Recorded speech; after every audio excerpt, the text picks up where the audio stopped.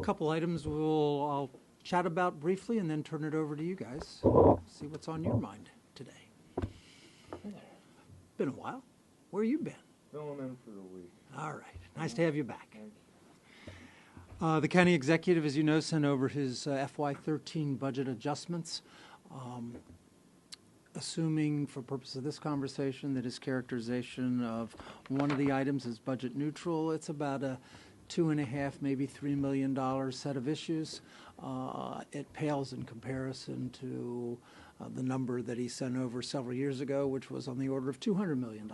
So this is a very modest budget amendment, and with the greatest respect to the county executive, it certainly isn't justification for an ambulance fee, for example. So the county executive and myself and other members of the council have a different view with respect to whether or not circumstances have changed so dramatically as to justify coming back with the ambulance fee. I understand he was on radio on Friday that basically said I didn't have my facts right with respect to this issue, and again, with the greatest respect, we have a different point of view, and I believe the facts actually are on the side of myself and my colleagues, because the number with respect to the state budget, even assuming that we do have a pension cost shift, is estimated to be a net plus for the county in FY13 of approximately $4.5 million. And in FY16, I apologize, ladies and gentlemen, I apologize to you too.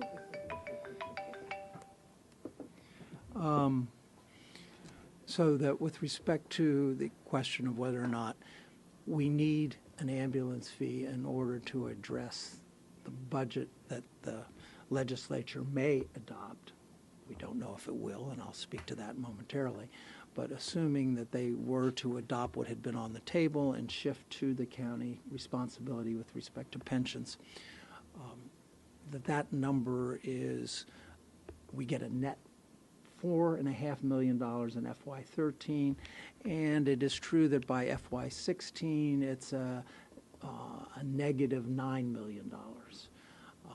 But those are numbers that are something that our county certainly can adjust to without an ambulance fee, and that FY16 is a long way away, and hopefully the economy is going to look a little different in FY16. So we just have no sense as to what is going to be necessary at that point in time. So we just have a fundamental disagreement. But as to whether or not circumstances have changed so dramatically as to justify an ambulance fee, we just have a very different point of view.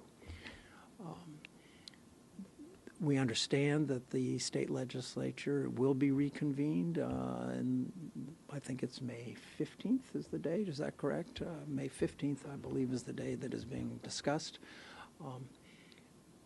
I have had conversations with the governor's office with respect to the special session, and understand from the governor's people and from our own delegation that the governor is continuing to discuss the possibility of transportation funding in the special session.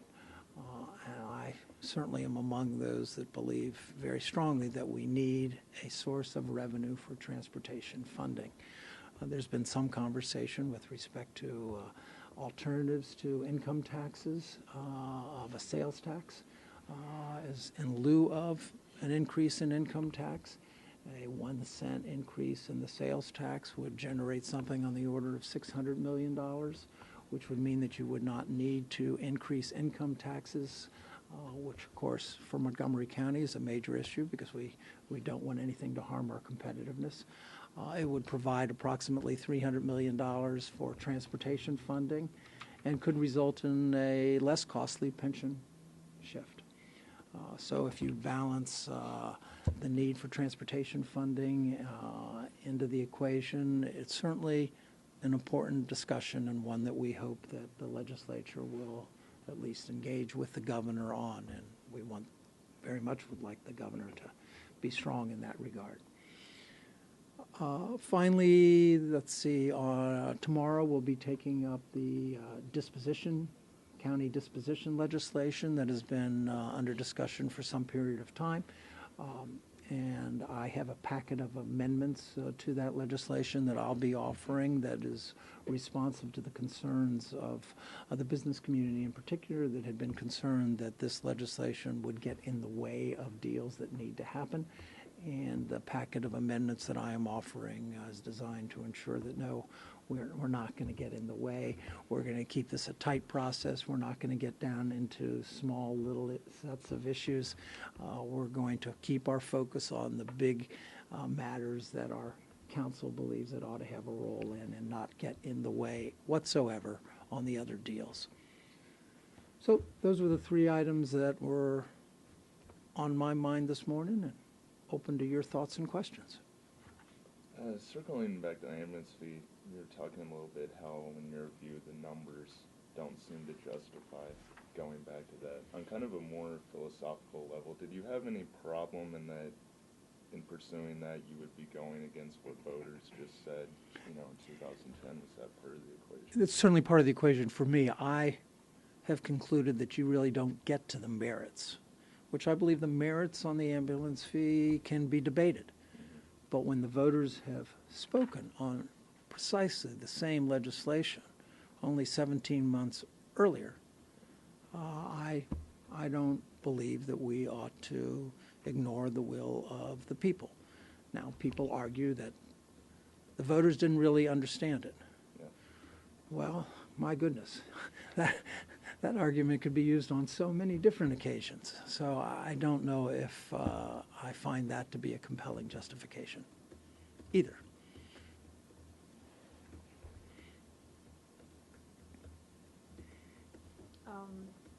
There was something I think that was brought up last week, I think it was on the topic of liquor control. I'm not sure.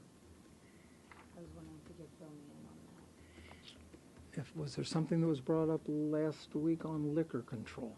I'm not familiar. I don't remember it, but my memory is not the greatest. I wasn't sure if that was something we were going to talk about today.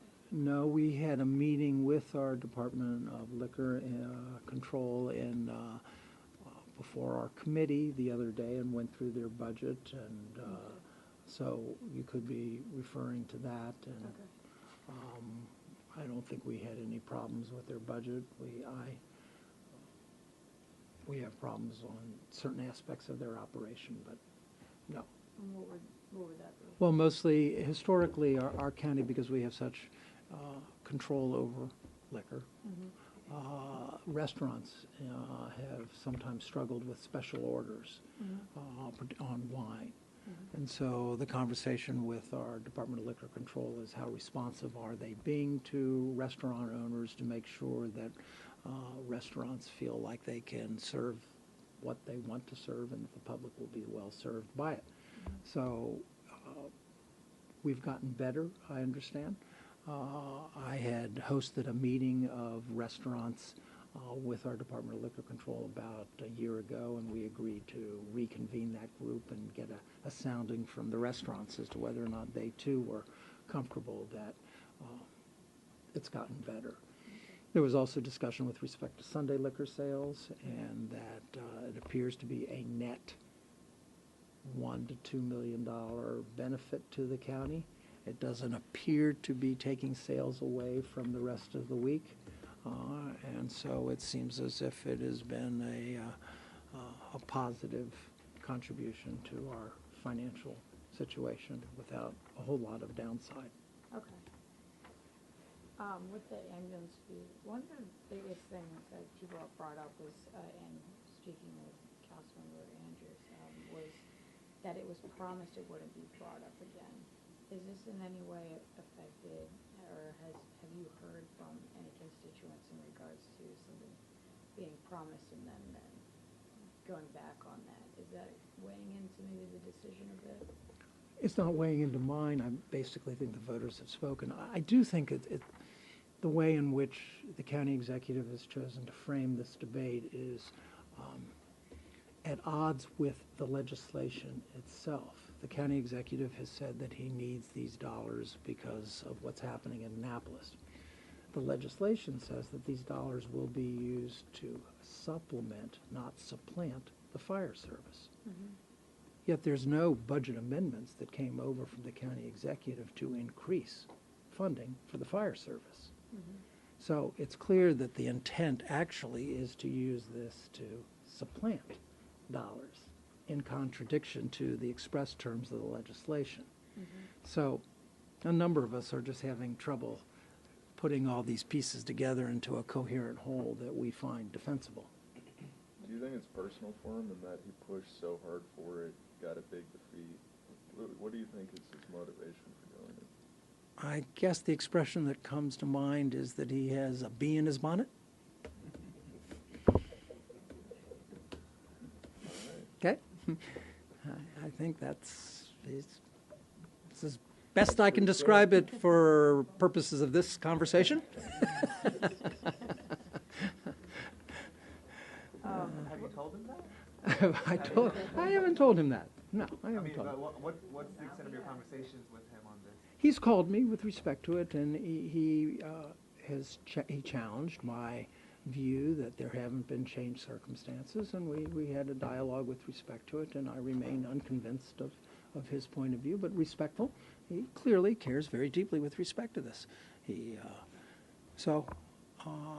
I do understand that this is something that he cares about.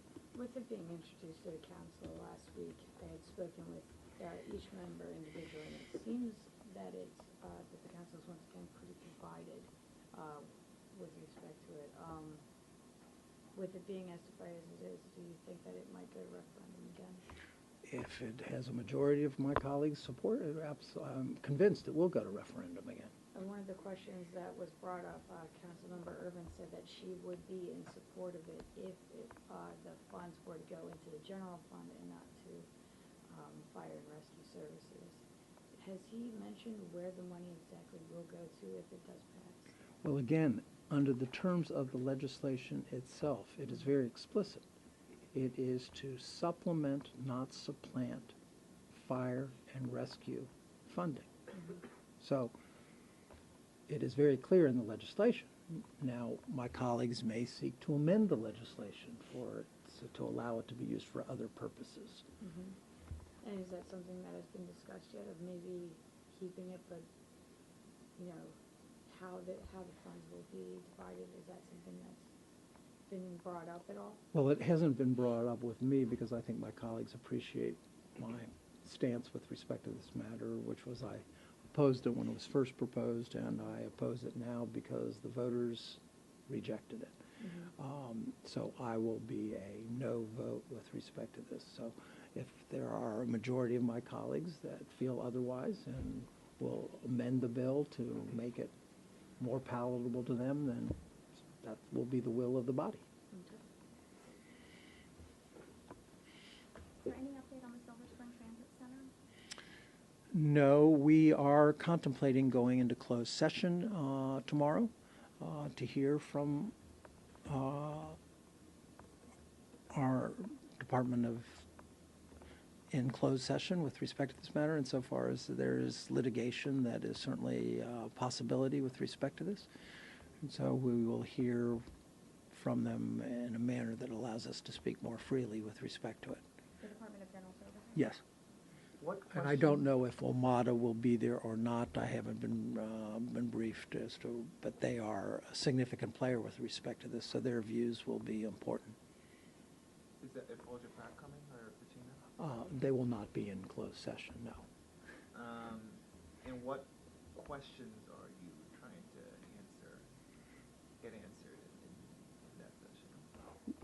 Well, as you may recall, Victor, when we got the report from Folger Pratt, it was heavily predicated on legal issues.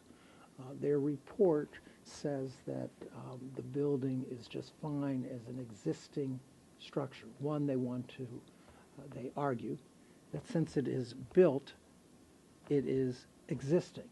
Well, the standards for existing are different than the standards for new. So that's a legal issue.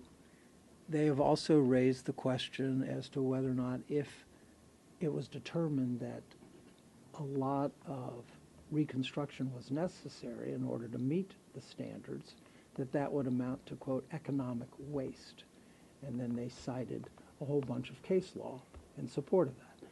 So insofar as Folger Pratt has raised a number of legal issues, it is important to hear from our legal counsel with respect to these items. This week, there's supposed to be a public hearing, I think, on fuel rates, is that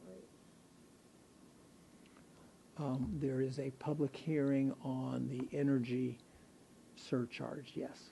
Can you tell me a little bit more about that? Yes, 2 years ago, when the county executive concluded that we were in the hole by approximately $200 million, he brought over a increase in the energy taxes. And our council passed that, and we had agreed to have it sunset this year. So the county executive has proposed extending that tax in order to meet the budget, which is approximately $114 million. The business community has made it clear they're not real happy with that particular aspect of the budget. And so this is a public hearing on extending that And what piece. is your position on it? My position is I'm working with my colleagues as to how we can balance this budget. I do think it is problematic to think that in any 1 year you can absorb $114 million loss of revenue. And I think that's the difficulty we're in. One, we're still in the aftermath of a recession, and two, it's just too big a chunk of dollars to take on all at once. If there were ways in which we could reduce that tax by a modest amount and over time reduce it further, I think that would be a positive development for our community. And we'll see if the revenue is there to allow us to do that. Going back to Silver Spring, what concerns do you have about the fact that since it's, I guess the building has taken now more than 3.5 years to be constructed, and the original estimates was that both Mark and the building would be done in 2 years, and now we're kind of in this weird sort of space. So, I mean, what do you think there's a disservice to the Silver Spring commuter, or what concerns do you have? Well, I think the most fundamental concern is what is the structural integrity of this building? And we need expert counsel with respect to that. It's clear they did not meet the specifications. So then you have to make an assessment as to whether or not the specifications were the proper specifications, or were they over the top to begin with? Are they okay? What's the structural integrity of this building? So there is, your first instinct when you hear that they didn't meet the specs would be, oh my goodness, then the building isn't what it was supposed to be. Well, we don't really know that now. We don't know what the structural integrity of it is. So let's assume for purpose of this conversation that they didn't meet the specs, but the building itself is actually very sound. Well, okay, and then we have different decisions to make. So I think we need to be comfortable that the building is sound and will last a long time. If we're not comfortable with that, then we're in a different world. I mean, well, my question is more geared to the sheer time that has passed. I mean, it's been going on since... This is a major, major construction project. All right, am I disappointed that it isn't up and running right now? Absolutely. I mean, do the people of Silver Spring, and do we want to be encouraging transit, and is this going to play a significant role in doing that? Absolutely. But we are where we are, and I think people have some understanding. The scope of this construction project is it's one of the largest construction projects going on in the state of Maryland. It's a huge deal. So we just need to make sure that we get it right and that we move forward as expeditiously as possible. And are you at all concerned by the fact that, I guess, IKE has increased the cost of the center and also is asking for more, not that much more, but it means $80,000 of government debt in order to keep this going? I mean, it's sort of... In the best of all worlds, would we need it? No, but again, I think that this is on the margin and is acceptable.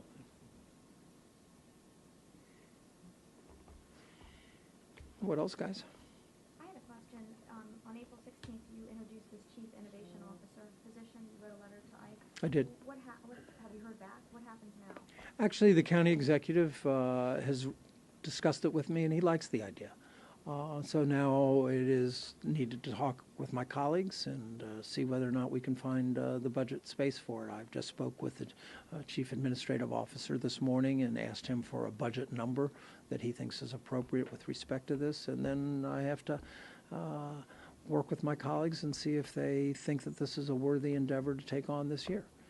I do, because I believe that it's important for us to demonstrate to the public and to ourselves that we are going to be innovators. And I feel that our county has lost a bit of its edge in that regard, and that this position will assist us in harnessing the creative talents of our citizens. And recently there was a national article written about this position in very favorable terms. So I'm eager to move forward in this regard, and hopefully in the context of putting together this budget we'll be able to do so, but there are no guarantees. And the budget numbers is salary? The budget numbers would be basically salary, yeah, and benefits. Any timetable on when you expect to hear back? Oh, I'm trying to get this done for this budget, so. So before May 24th? Yeah. Okay. Yeah. I apologize if this is just because I haven't been covering it like these guys, obviously, but if this has been decided already. But with the energy tax and discussing whether to go back to it, has there been a determination in the council? Would there be another sunset on it, or would it be something that you guys would want to make permanent? Well, again, I tried to speak to that. I think you talked about lowering the I think the rate, but- difficulty with sunsetting is that I don't know in any one year where we're going to be in a position to absorb $114 million loss in revenue. Mhm. But could I imagine doing it in chunks of 20 million? Yeah. I could. So I know that some of my colleagues are eager to, quote, sunset it, and I just don't know how realistic it is. And the last thing I want to do is put ourselves in a position where we're breaking faith with our public. And there are people that believe we are doing so by not honoring the sunset this time. So I don't want to replicate that going forward. So my own personal view is that to the extent to which people feel that we need to make progress in reducing that tax burden, which certainly the business community, we've got hospitals that are paying, an additional $1 million in energy taxes, and they go, we can't do this. Do you think it would be breaking the faith, as you just coined it? Well, I think any time that you sunset something and then make a different determination, that there are people that will argue that. I think the assumption that the council had in mind at that time is that we would be well on the other side of the economic recession that we were plunged into, and that assumption turned out not to be true. We're beginning to work our way out of it. So our assumption with respect to sunsetting didn't pan out. So yes, we're not doing what we said we would do, and there are reasons why we're not doing it. Do you think the public gets that? Do you think the public grasps that argument, or are you afraid that they're just going to say we were told one thing and it's I not think happening? I think the public will not be particularly happy. Gotcha. There's a briefing on bus fires today, and what are you expecting to find out, and what questions do you have on that? Well, the issue's been raised as to what the county's response has been on its buses to these fires, that other jurisdictions took the buses immediately out of service. I was approached by people that have said that our county has not taken them out of service, and that there's concerns by drivers, there's concerns by passengers that these buses may not be safe. And so we need to understand, how's our county responding? Apparently there's a federal investigation involved. So you have the combination of federal investigation, you have a combination of passengers being nervous, you have bus drivers being nervous, and I need to understand exactly what our county's posture is with respect to this. What do you hope that posture would be? My hope would be that our county is handling this matter in the most prudent way possible. I want to understand why we are keeping these buses in, and understand what the assessment is with respect to the safety with respect to it. Have you received any data? Has the bus fires had an effect on ridership? I have not seen that data, so it's one of the questions that we'll be posing as well.